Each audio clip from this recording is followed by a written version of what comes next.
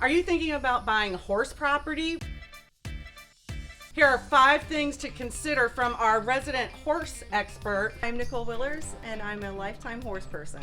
How long have you had horses for? My whole life, really. From a baby? From a baby. My grandparents had a farm, and Wow. yeah. So lifetime horse person, horse crazy ladies. Horse crazy lady. Crazy horse lady. Crazy horse. I don't think she's crazy, but she's also a realtor with Platinum Properties of Florida, and she's gonna give us some great information about what you need to know if you're buying a horse property. How many acres do you need when you want to have horses? 2 acres per horse is the minimum that you would really want per horse. And how many horses should you have?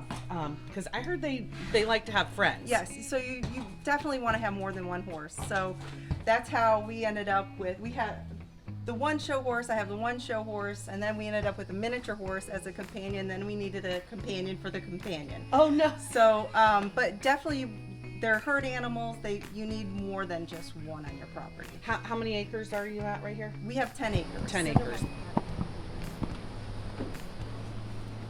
I mean, you definitely want a property that's already clear, you know, because you're going to need pasture. And I mean, the tree work it's a lot and it's expensive. I mean, the trees are beautiful, but it's a lot to maintain. Like I have all these beautiful trees on my property, but it's like nonstop of, you know, limbs falling. This is a water oak. I mean, it just looks like a big, you know, beautiful, healthy tree. And a limb fell off. We haven't had it removed from the property yet, but the center of the tree is completely hollow. Holy smokes. That could go at any time. Yeah. Let's see anything in there. You know, if a property was a pine grove at one time, it's not ideal for horse property, and I can show you why. This is a part of my property that was a pine grove at one time, and you can sort of see all the deviations in the ground.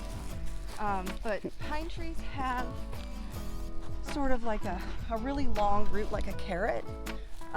So when they cut them down, eventually that root rots away and it leaves very big holes. Like you can step here, like it Was do that again? That would not be good for a horse. Right. To step in. So that was just where a pine tree was at one time. Okay, so what about plants and stuff? So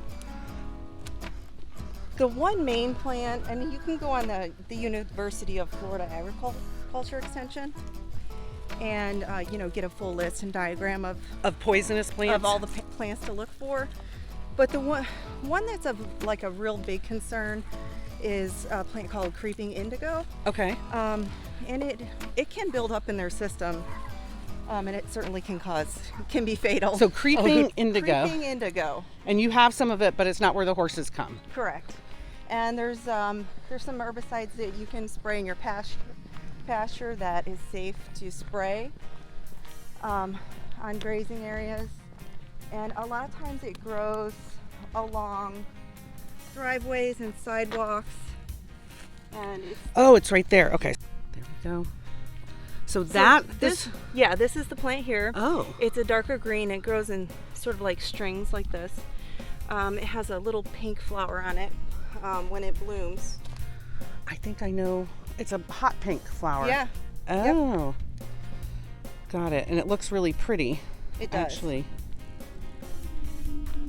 Do we have that in our grass at home too, you think? You could. Yeah, it's pretty common. Okay, so that's one poisonous. So what else do you look for? We look for, there's nightshade, there's various, there's several varieties of nightshade. They grow in vines around trees. They have like a red basket of berries on them typically. Is there a place to ride on the property? Is there a flat, clear spot with footing? You know, how much is it going to cost to create the footing that you need to do the riding that you want to do? Those are all big things to consider. This is where I typically ride.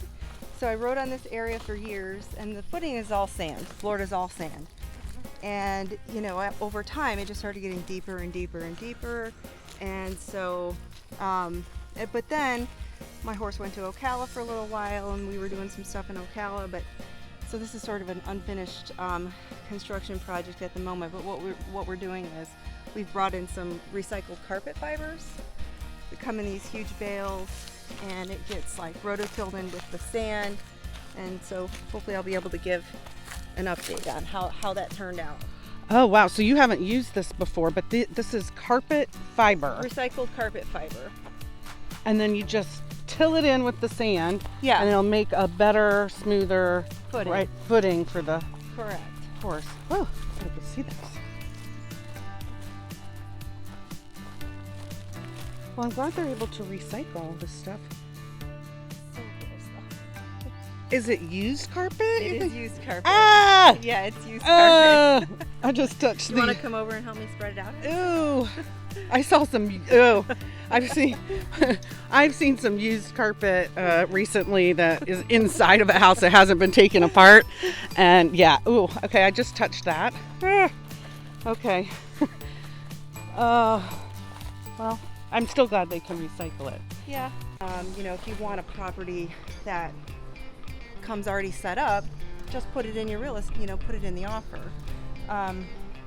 Yeah, because you want to know what you're getting. You don't Right. want to find out on closing day that you're not getting Correct. You don't want to expect that it's going to be there and it's not going to be there on closing day. on closing day. But then again, a lot of those items can't count towards the value if you're using financing. So be careful about that too. So should you do a separate, like a separate addendum or or a separate page that's not attached to the contract that the lender would never ever see? So you would want to put all the extra equipment on an addendum that the lender would not see, because that part of the negotiation holds a lot of value for you towards your purchase, but it can't count towards the value of the property, and the lender can't count that as value towards the property. So you want to keep that separate. So when are you coming to ride, Allison? I don't know. So you think, well, but I'm not going to have to do any jumping or anything like that. You could ride English or Western. I don't have boots. Is that okay? No. What do you guys think? To take a tour of the downtown Dade City area, watch this video.